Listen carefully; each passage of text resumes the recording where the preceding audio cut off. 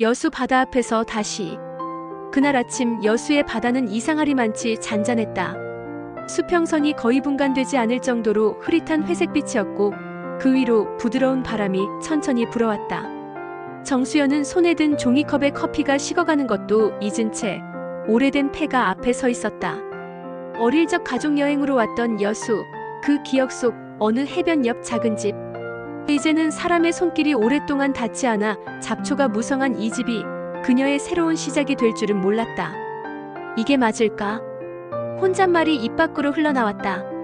은행 창구에 앉아 숫자와 서류 사이를 오가던 지난 25년, 그리고 그 끝에서 맞이한 이혼.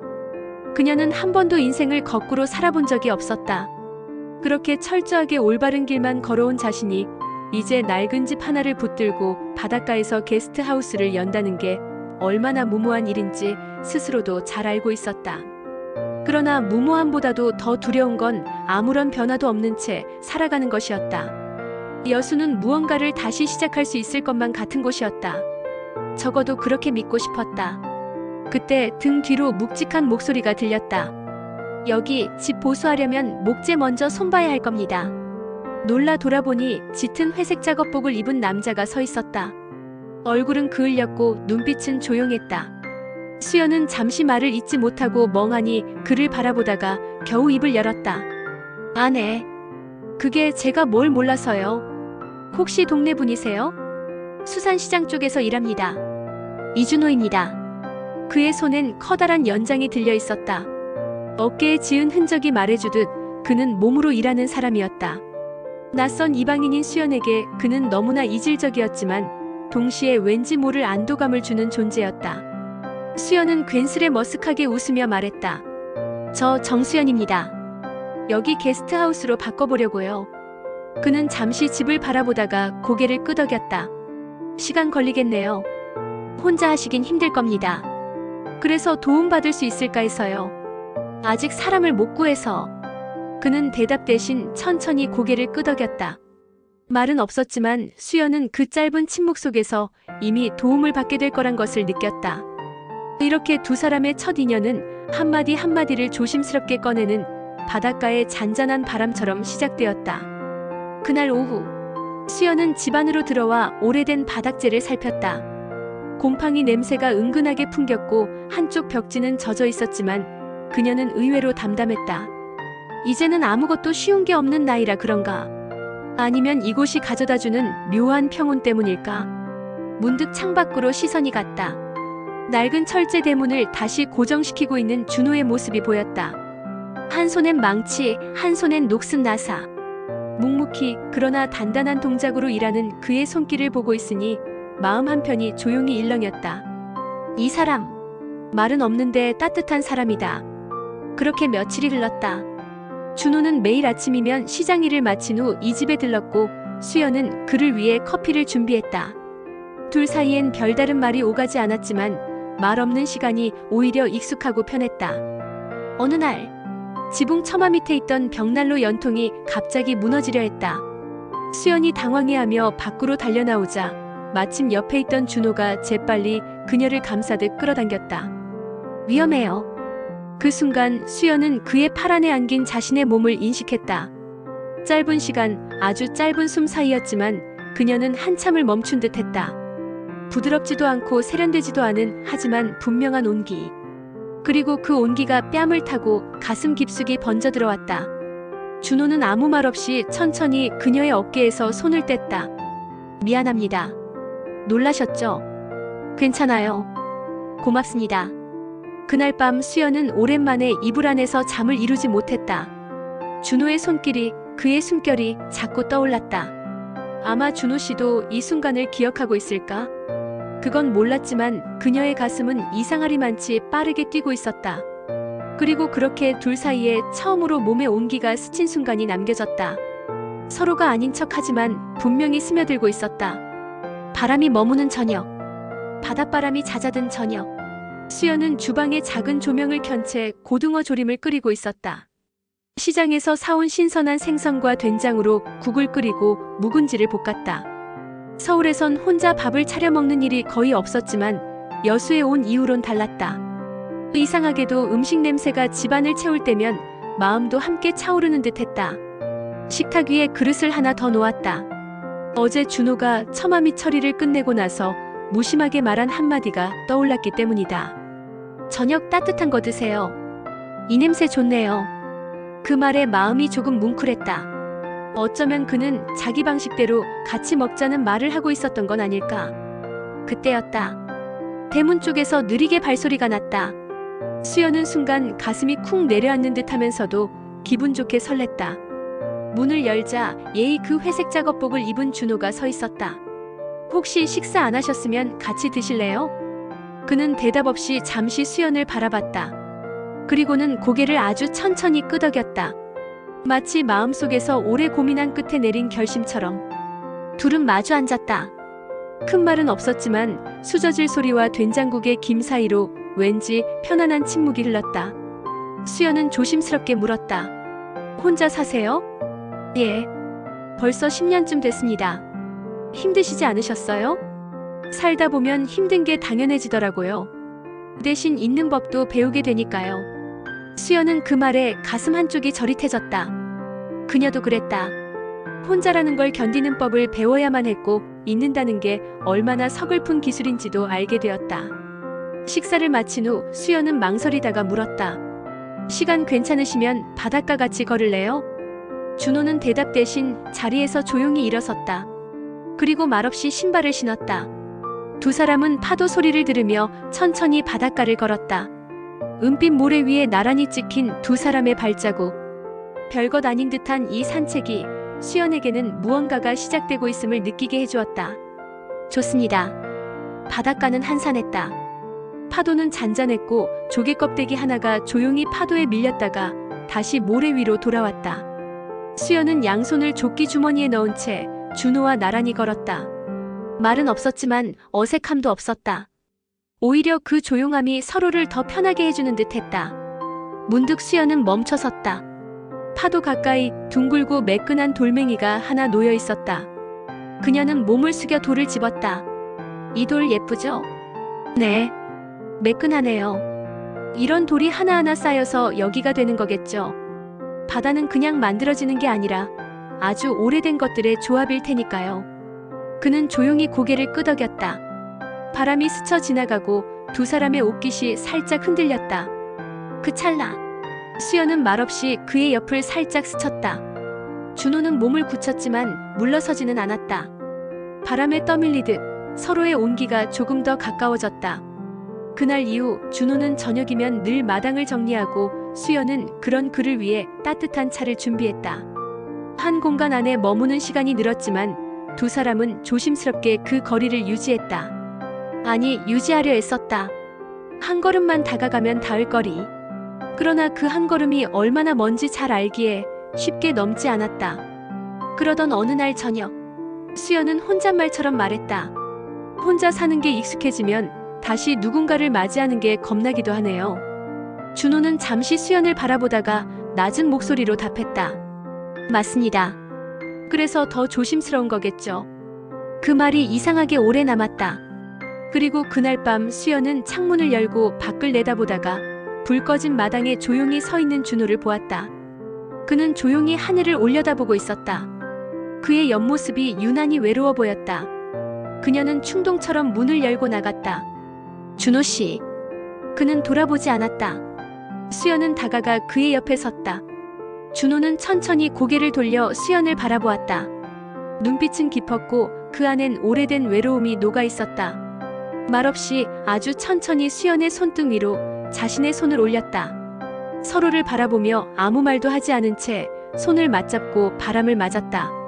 그 순간이 언젠가 더 깊은 밤으로 이어질 것을 두 사람은 몰랐지만 마음 깊은 곳에서는 이미 알고 있었는지도 몰랐다. 비가 머문 밤. 여수엔 오후부터 비가 내렸다. 굵고 묵직한 빗방울이 지붕을 두드리고 마당의 돌길을 뿌옇게 적셨다. 수연은 창가에 앉아 손에 머그잔을 감싼 채 창밖을 바라보았다. 비의 소리는 이상하게도 마음을 고요하게 만들었다.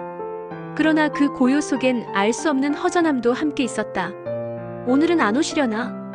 무심코 중얼거린 말은 스스로도 놀랄 만큼 솔직했다. 비 오는 날엔 사람의 체온이 더 그리워진다. 그런 날이었다. 텅 빈 집에 오롯이 혼자 있는 이 고요가 평소보다 유난히 쓸쓸했다. 그때였다. 대문 너머로 발자국 소리가 빗물에 섞여 들려왔다. 수연은 조심스럽게 현관으로 향했다. 문을 열자 젖은 머리와 어깨로 서 있는 준호가 보였다. 그의 손엔 낡은 공구 가방이 들려 있었다. 등 고장났다고 하셨죠? 그는 늘 그랬듯 말없이 당연한 듯 들어와 복도 천장을 올려다봤다. 수연은 수건을 가져와 조심스럽게 그의 어깨에 얹었다. 이렇게까지 안 오셔도 됐는데요. 비가 이렇게 오는데. 약속했으니까요. 단 한마디. 그러나 그 안엔 수많은 의미가 담겨 있었다. 약속을 지키려는 사람. 바람과 비 속에서도 무너지지 않는 마음. 수연은 그가 서 있는 거실 한쪽 벽을 바라봤다. 전등이 꺼져 있어 방 안은 어스름했다. 그 어둠 속에서 두 사람은 말없이 움직였다. 고요하게, 그러나 어느 때보다 가까운 거리였다. 전등을 고치던 준호의 손끝이 천천히 멈췄을 때 방 안은 여전히 조용했다. 수연이 그를 올려다보았다. 빗물에 젖어있던 그의 눈동자. 고개를 숙인 그의 얼굴이 천천히 다가왔다. 순간 두 사람의 숨결이 맞닿았다. 입맞춤은 아주 천천히, 그러나 명확하게 시작되었다. 조심스러웠지만 결코 얕지 않은 감정의 울림이 있었다. 젖은 피부, 따뜻한 숨, 그리고 서로를 향한 오래된 그리움. 그 입맞춤이 한순간의 외로움이 아니라 오래된 기다림의 끝이라는 것을 둘은 알고 있었다. 입술이 닿은 순간 두 사람 모두 움직이지 않았다. 그저 가만히 서로의 체온을 확인하듯 머물렀다. 수연은 눈을 감았다. 오랜 시간 닫아두었던 마음의 문이 천천히 열리는 듯한 기분이었다. 준호의 입술은 따뜻했고 조심스러웠으며 동시에 확신이 있었다. 그의 손이 수연의 뺨을 감쌌다. 거칠지만 다정한 손길이었다. 수연은 그 손에 이끌리듯 몸을 조금 더 기댔다. 그리고 조용히 속삭이듯 말했다. 괜찮아요. 오늘은 혼자이고 싶지 않아요. 그 말은 문을 여는 열쇠 같았다. 준호는 조용히, 아주 조심스럽게 수연의 어깨에 걸쳐진 가디건을 벗겼다. 젖은 머리칼이 그녀의 목덜미에 닿았고 그 차가움에 수연은 가늘게 숨을 내쉬었다. 두 사람은 거실을 지나 안방으로 향했다. 빗소리는 여전히 창을 두드리고 있었고 그 안에서 이불 위로 옷이 한 벌씩 조용히 벗겨졌다. 수연의 손끝이 준호의 등에 닿았을 때 그는 가볍게 떨었다. 오랜 시간 누구에게도 드러낸 적 없던 몸과 마음이 그 순간 솔직해졌다. 괜찮아요. 나도 많이 외로웠어요. 두 사람은 말없이 서로를 안았다. 격렬하지 않았다. 그러나 깊고 따뜻했다. 젖은 살결이 겹쳐지며 두 사람은 서로의 체온에 천천히 스며들었다. 수연의 등 위를 훑는 손길, 준호의 어깨에 파묻힌 얼굴, 흐느끼듯 나직하게 흘러나오는 숨. 어쩌면 이건 단순한 욕망이 아니었다. 삶의 고단함 끝에서, 외로움 끝에서 만난 한 사람의 온기였다. 그리고 그것이 서로를 껴안을 수 있게 했다. 사랑이라는 말을 꺼내지 않아도 두 사람은 이미 알고 있었다. 이 밤이 서로의 인생에 지워지지 않을 따뜻한 흔적으로 남으리란 걸. 그 밤 비는 멈추지 않았다. 그러나 그 방 안에서는 오랫동안 마른 침묵이 흐르지 않았다. 함께 깨어나는 아침. 햇살이 천천히 커튼 틈 사이로 스며들었다. 창밖에서는 파도가 잔잔히 밀려오는 소리가 들렸고 그 소리는 마치 어젯밤의 열기를 식혀주는 듯 고요했다. 수연은 천천히 눈을 떴다. 낯선 온기. 그러나 익숙해지고 싶은 체온이 곁에 있었다.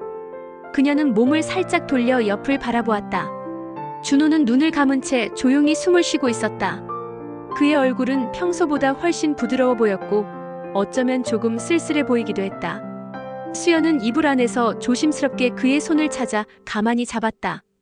그러자 마치 기다렸다는 듯 준호의 손가락이 그녀의 손을 감쌌다. 눈을 뜬 그는 말없이 수연을 바라봤다. 잘 잤어요? 그녀의 목소리는 낮았고 다소 떨렸다. 그는 짧게 고개를 끄덕이며 답했다. 네. 오랜만에 따뜻했습니다. 그 말에 수연의 눈가가 젖었다. 누구보다 강하게 살아온 그녀였지만 이처럼 사소한 말 한마디가 가슴을 울리는 날이 올 줄은 몰랐다. 그녀는 준호의 얼굴을 가만히 쓰다듬었다. 그러자 그는 조용히 수연을 당겨 안았다. 두 사람은 그렇게 한동안 말없이 서로의 숨결에 기대어 누워 있었다. 이런 아침 생소하지 않아요? 생소하지만 좋네요. 나쁜 게 아니에요. 준호의 목소리는 언제나처럼 짧고 담백했지만 그 안엔 분명한 따뜻함이 있었다. 수연은 조용히 침대에서 일어나 주방으로 향했다. 커피포트를 올리고 두 사람분의 머그잔을 꺼냈다. 한 사람을 위해 아침을 준비하는 작은 일이 무언가 삶이 달라졌음을 실감하게 했다. 창밖에선 햇살이 마당의 바닥에 물들어 있었고 어제의 비는 완전히 말라 있었다. 마음도 그 빛 속의 외로움도 조금씩 말라가고 있었다. 그녀는 스스로에게 속삭였다. 이제는 나 혼자가 아니야. 그리고 그 마음은 조심스럽지만 확실하게 하루의 시작을 바꾸고 있었다. 준호는 부엌 문턱에 조용히 기대어 수연을 바라보았다. 그녀의 손이 컵을 들어 올리고 커피를 붓고 조용히 머그잔을 건네는 동작 하나하나가 어쩐지 오래전부터 알고 있었던 장면처럼 느껴졌다. 커피 진하진 않죠? 딱 좋습니다. 짧은 대화였지만 분위기는 어제와는 분명히 달랐다. 서로를 향한 눈빛은 이전보다 느리게 머물렀고 손끝에 스치는 온도는 조금 더 오래 남았다. 식탁에 마주 앉은 두 사람. 수연은 무심히 창밖을 보며 물었다. 오늘은 시장 가세요? 예. 잠깐만요. 일찍 끝낼 수 있어요. 그럼 오후엔 같이 폐가 천장 쪽 좀 볼까요? 어제 바람에 좀 들썩이더라고요. 알겠습니다. 제가 도와드릴게요. 그는 예전처럼 짧게 대답했지만 그 안에 담긴 함께하겠다는 의지는 분명했다. 식사를 마친 뒤 준호는 현관에 선 채 신발을 신으며 잠시 머뭇거렸다. 그런 그를 바라보며 수연은 조용히 물었다. 왜요? 그는 고개를 들었다. 아침 햇살이 그의 얼굴을 비췄고 순간 눈빛이 아주 조금 흔들렸다. 지금처럼 자연스럽게 계속될 수 있을까요? 그 질문은 단순한 확인이 아니었다. 앞으로의 관계가 어떻게 흘러갈지, 서로가 감당할 수 있을지를 묻는 조심스러운 고백이었다. 수연은 한참을 그를 바라보다가 천천히 대답했다. 나는 바라는 마음보다 믿고 싶은 마음이 더 커요. 어제 우리가 일시적인 감정이 아니었다고 믿고 싶어요. 그는 고개를 끄덕이며 낮게 웃었다. 그리고 신발을 신고 문을 나서기 전 다시 돌아보며 말했다. 오늘 빨리 올게요. 수연은 고개를 끄덕였다. 그의 뒷모습이 골목 너머로 사라질 때까지 마당 한가운데 서서 바라보았다. 혼자였던 아침이 이제는 둘이 되었고 기다림이 두려움이 아니라 기대가 되는 순간이 찾아왔다. 그리고 그날 오후 두 사람은 폐가의 천장을 함께 고치며 오래된 집안에 처음으로 우리의 시간이 쌓이기 시작했다. 옛 사진 한 장. 게스트하우스로 바꾸려는 집의 창고에는 먼지가 가득했다. 낡은 종이박스, 삐걱대는 나무 선반, 그리고 오래된 철제 캐비닛까지. 수연은 오후 햇살이 기울 무렵 천천히 상자 하나를 열었다.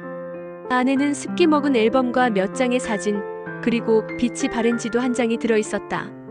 그녀는 앨범을 펼쳤다. 젊은 시절의 부모, 어릴 적 여름에 찍힌 수영복 차림의 자신, 그리고 이건 한 장의 사진에서 눈을 떼지 못했다. 어린 시절 바닷가 평상 위에서 찍힌 사진. 자신과 어린 남자아이가 나란히 앉아 있었다.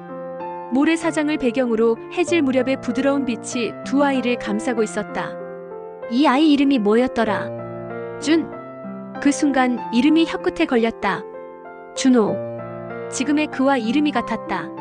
수연은 사진을 유심히 들여다봤다. 또렷하진 않지만 지금의 준호와 닮은 점이 있었다. 낯설지 않은 눈매, 말없이 웃는 표정, 그리고 그 사진을 든 채 그녀는 주방으로 향했다. 커피를 내리며 생각에 잠겼다. 혹시 그때 그 아이가 지금의 준호라면? 그녀는 어릴 적 잠시 여수에 머문 적이 있었다.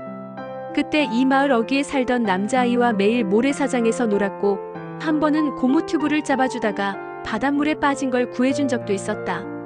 그날 이후 돌아오는 길에 아이가 몰래 손편지를 건넸었다. 서울 가서도 나 잊지 마. 수연아. 아득한 기억이 빛바랜 사진과 함께 다시 떠올랐다. 그녀는 손에 쥔 머그잔이 식어가는 것도 잊은 채 오래된 창밖을 바라봤다. 지금의 준호는 어쩌면 그때의 아이일지도 모른다. 이름도 같고 눈빛도 말 없는 다정함도. 그 생각이 가슴 한편을 은근히 따뜻하게 만들었다. 그녀는 사진을 다시 손에 들고 중얼거렸다. 정말 너였을까? 그날 저녁 준호는 폐가 지붕의 천장을 마무리한 뒤 조용히 마루에 앉아 있었다. 바다에서 불어오는 바람이 조금씩 서늘해졌고 붉은 석양이 지붕 끝을 물들이고 있었다. 수연은 머뭇거리다 조용히 다가갔다. 손에 사진 한 장을 들고 있었다. 준호 씨. 그가 고개를 돌렸다. 수연은 말없이 그에게 사진을 건넸다. 준호는 사진을 들여다보다가 아주 잠깐 눈빛이 흔들렸다. 이거 혹시 기억나요? 준호는 한동안 말이 없었다. 사진 속 아이들의 모습을 조심스럽게 훑으며 눈을 감았다가 떴다. 그리고 천천히 고개를 끄덕였다. 기억나요. 수연 씨였네요. 그 말 한마디에 수연은 아무 말도 할 수 없었다. 그는 사진을 가만히 내려다보며 이었다. 그때 여름에 잠깐 여수에 왔다가 돌아간다고 해서 나름대로 작별 인사를 했던 건데 어린 마음에 편지도 썼었죠. 고무튜브 잡아줬던 것도 기억나요? 기억 안 날 리가요. 그날 저녁 집에 가서 혼났어요. 바다에 너무 깊이 들어갔다고. 수연은 그 말에 웃음이 터졌다. 그러다 눈가가 붉어졌다. 오래된 추억이 현실 속 사람과 맞닿는 그 순간 가슴 한쪽이 조용히 울렸다. 준호는 사진을 가슴에 닿도록 천천히 접었다. 그리고 조용히 말했다. 그래서 그날 처음 본 날부터 이상했나 봐요. 낯설지 않았어요. 그냥 마음이 조용해지는 느낌. 그의 목소리는 흔들렸지만 따뜻했다. 두 사람은 마주 서 있었다. 바람이 두 사람 사이를 지나가면서 오래된 시간과 새로운 감정이 교차했다. 수연이 말했다. 우리 그때부터 다시 만날 운명이었던 걸까? 준호는 말없이 그녀의 손을 잡았다.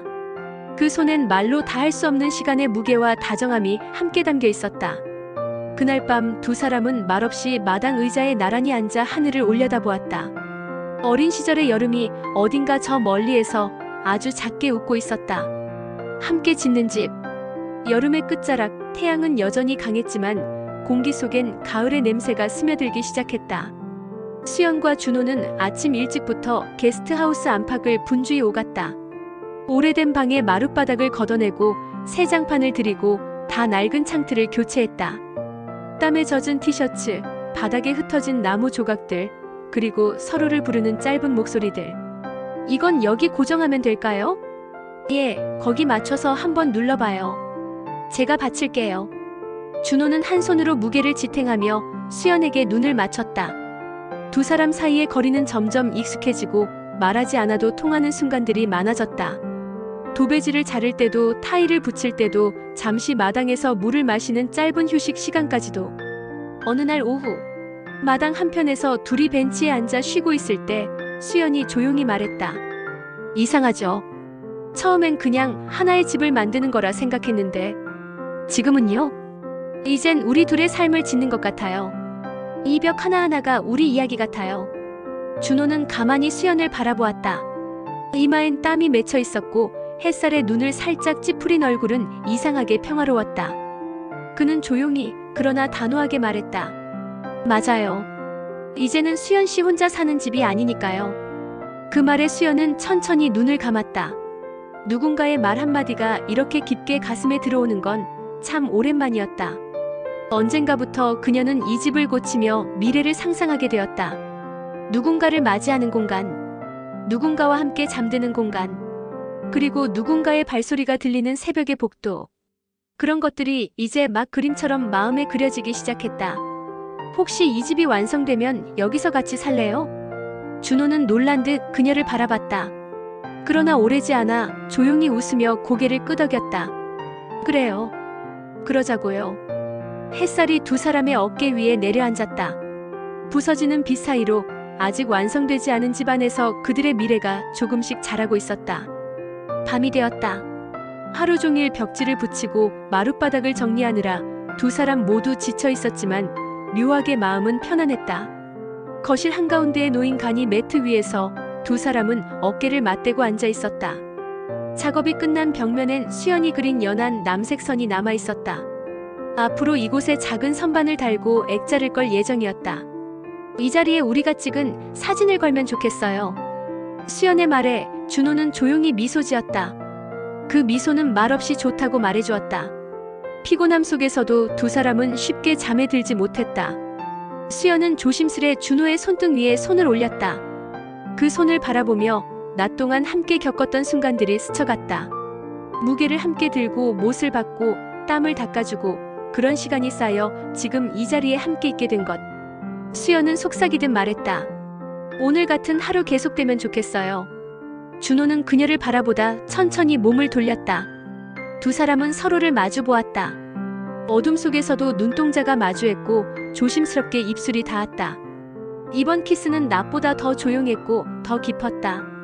천천히 그리고 아주 천천히 두 사람은 서로를 안았다. 티셔츠 자락이 들리고 손끝이 등에 닿았다. 준호의 손이 수연의 허리를 천천히 감쌌고 수연은 그의 목덜미에 가볍게 얼굴을 묻었다. 숨소리가 깊어졌고 서로의 온기가 이불 속으로 번져갔다. 몸이 부딪히는 소리는 조용했지만 마음은 격렬히 떨렸다. 그날 밤 두 사람은 다시 한번 서로를 몸과 마음으로 받아들였다. 한때는 두려웠던 감정이었고 너무 늦었다고 생각했던 사랑이었다. 하지만 지금 이 순간만큼은 그 어떤 젊음보다 뜨겁고 단단했다. 피로는 사라지고 몸은 무거워졌지만 마음은 가벼워졌다. 이제 이 집은 단지 머무는 곳이 아니라 두 사람이 매일 쌓아갈 사랑의 모양이 되었다. 이불 속에서 수연이 조용히 속삭였다. 내일은 거실 조명 바꿔볼까요? 응. 같이 하자. 그 짧은 대답 속엔 다정한 약속이 담겨 있었다. 두 사람은 그렇게 함께 짓는 집안에서 사랑을 조금 더 단단히 쌓아갔다. 예상치 못한 방문자. 여느 때처럼 햇살 좋은 오후였다. 수연은 마당에 새로 깐 잔디 위에 작은 테이블을 놓고 커피를 내리고 있었다. 바람이 기분 좋게 불었고 목재 냄새가 희미하게 감돌았다. 준호는 안방 천장 쪽 몰딩 마감을 정리하고 있었고 둘의 하루는 평화롭게 흘러가고 있었다. 그런데 대문에서 들려온 초인종 소리에 고요함이 살짝 흔들렸다. 누구지? 수연은 손에 든 머그잔을 내려놓고 문 쪽으로 걸어갔다. 대문을 열자 낯익은 얼굴이 서 있었다. 깔끔한 정장 차림, 매끈하게 빗은 머리, 그리고 수연이 한때 매일같이 마주했던 사람. 태석 씨. 그녀의 전 남편 윤태석이었다. 오랜만이네, 수연아. 말투는 예전 그대로였지만 그가 이곳에 서 있다는 사실 자체가 숨이 막힐 만큼 낯설었다. 수연은 문간에 선 채 입을 굳게 다물었다. 서울에 들렀다가 들은 소문이 있어. 내가 여수에 게스트하우스 차린다고. 직접 보기 전까진 믿기지 않더라. 수연은 한동안 말이 없었다. 그 시절의 고단함이 스쳐 지나갔다. 함께 살던 시간 동안 외로움 속에서 지쳐갔던 기억, 언제나 일보다 그녀보다 앞서 있었던 그의 뒷모습. 왜 왔어요? 보고 싶어서. 내 얼굴이. 그리고 궁금하기도 했고. 그 말에 수연은 피식 웃음이 났다. 이제 와서요? 그때 뒤에서 인기척이 들렸다. 준호였다. 작업복 차림에 땀이 맺힌 얼굴로 천천히 수연 옆에 섰다. 그의 시선이 조용히 태석을 향했다. 말은 없었지만 그의 존재 자체가 모든 걸 말하고 있었다. 태석은 그 모습을 보고 잠시 멈칫했다. 저분이 지금 내 곁에 있는 사람인가 보네. 수연은 대답하지 않았다.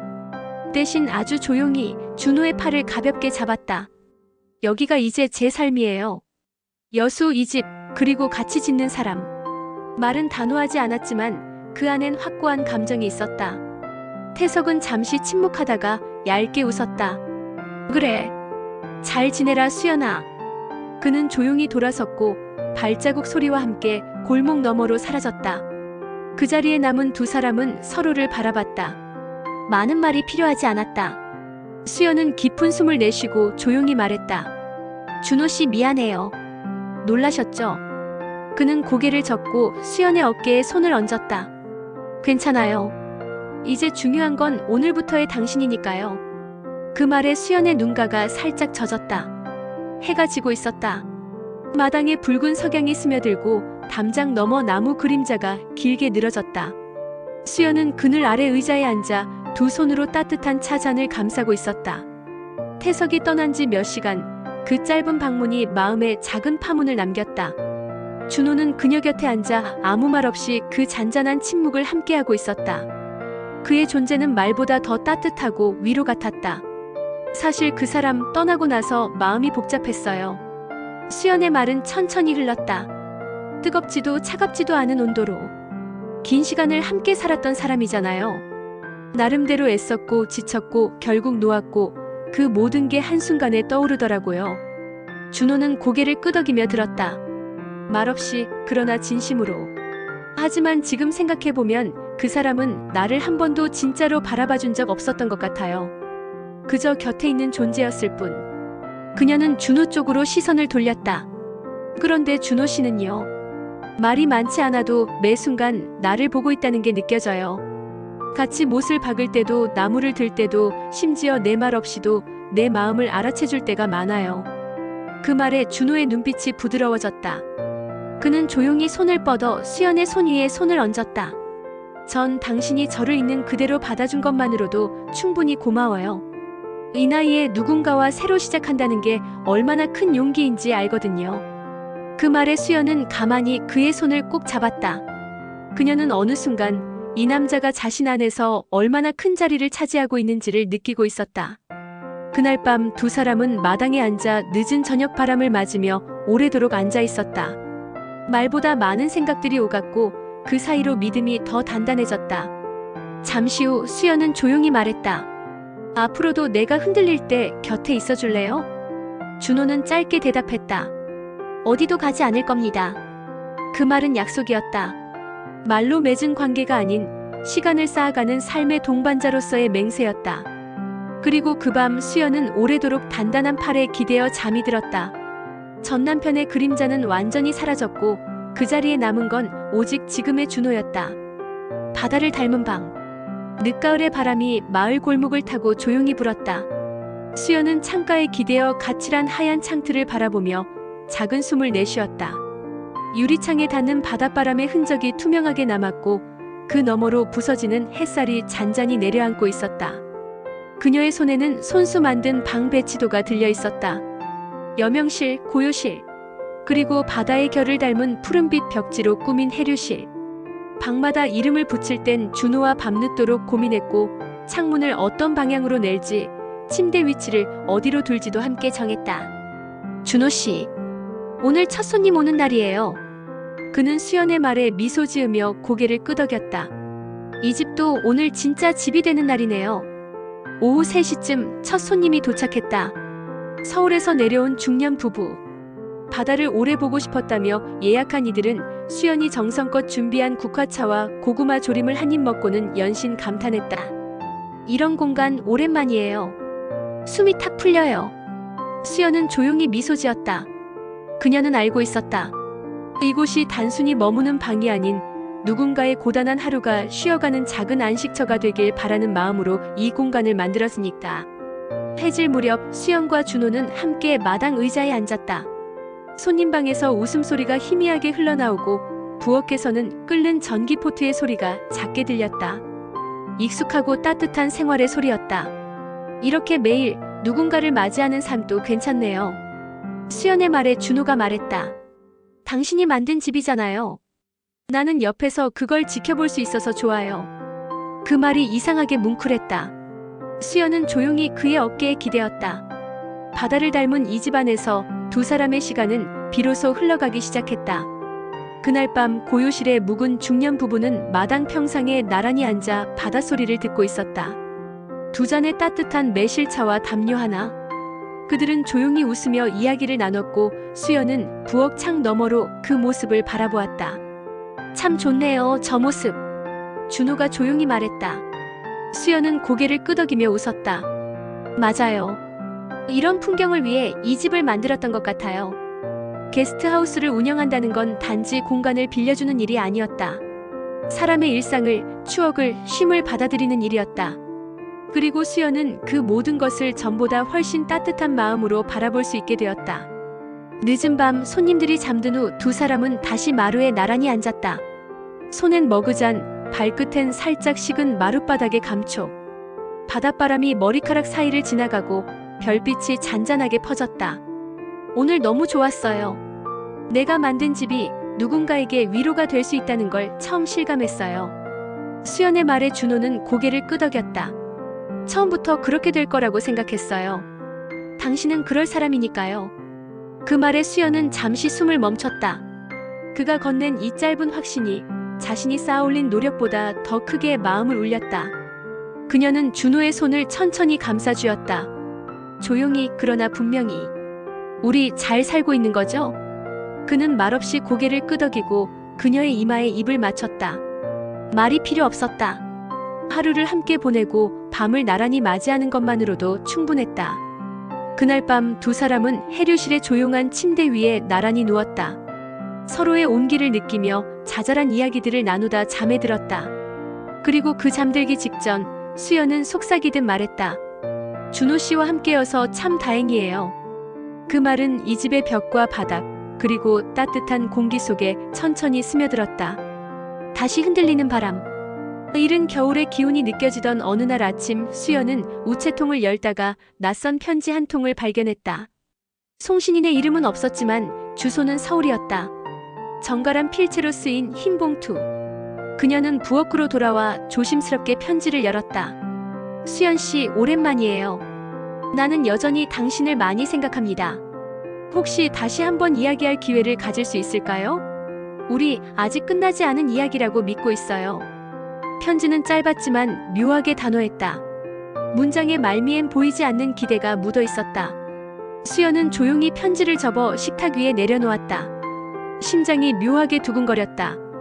단지 과거의 잔향 때문이었을까? 아니면 지금 자신이 너무 평온해진 나머지 흔들릴까 두려운 마음 때문이었을까? 그날 오후 준호는 외출 중이었다.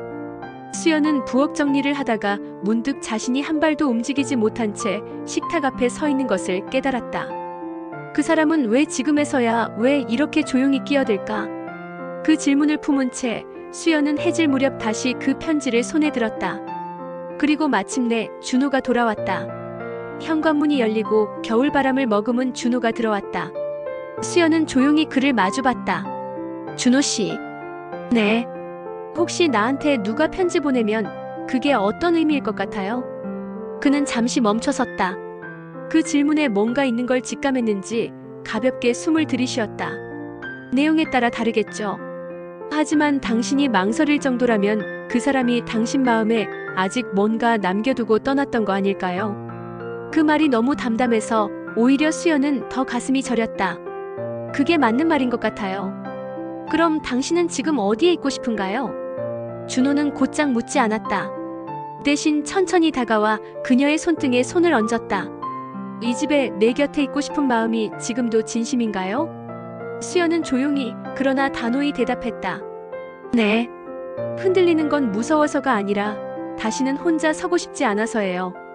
하지만 그게 준호 씨와 함께라면 괜찮을 것 같아요. 준호는 말없이 그녀를 안았다. 어떤 편지도 어떤 과거도 그 품보다 따뜻하지는 않을 거란 걸 수연은 확실히 느꼈다. 그리고 그날 밤 그녀는 그 편지를 조용히 찢었다. 과거는 더 이상 돌아가지 않아도 되는 길이었다. 편지를 찍고 난 뒤 수연은 이상하게 마음이 가벼웠다. 그토록 오랜 시간 자신을 올감했던 미련이라는 감정이 그렇게 조용히 사라졌다. 그녀는 창문을 열었다. 밤 공기는 차가웠지만 새로 짠 담요를 어깨에 걸치고 마당으로 나왔다. 준호는 작은 화로 앞에 앉아 나무 장작을 넣고 있었다. 불꽃이 바스락 소리를 내며 타오르고 불빛이 그의 얼굴을 따스하게 물들이고 있었다. 준호 씨. 그가 천천히 고개를 들었다. 수연은 조용히 그의 맞은편에 앉았다. 오늘 내 마음이 아주 조용해졌어요. 마치 오랫동안 울던 바다가 잠잠해지는 것처럼. 준호는 눈빛만으로 그녀의 말을 들었다. 수연은 이어 말했다. 이 집을 만들고 당신과 함께 살면서 처음엔 그저 새로운 삶이길 바랐어요. 근데 이젠 알겠어요. 내가 바랐던 건 새로운 삶이 아니라 당신과 있는 삶이었단 걸. 그의 손이 천천히 그녀의 손을 감쌌다.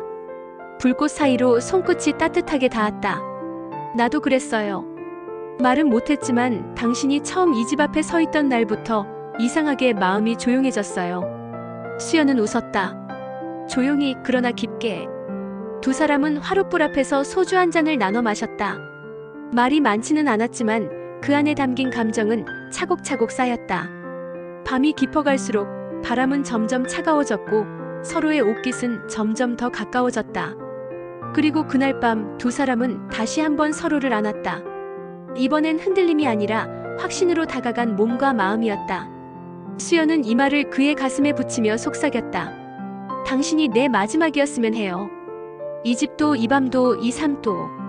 준호는 말없이 그녀의 등 뒤를 감싸 안았다.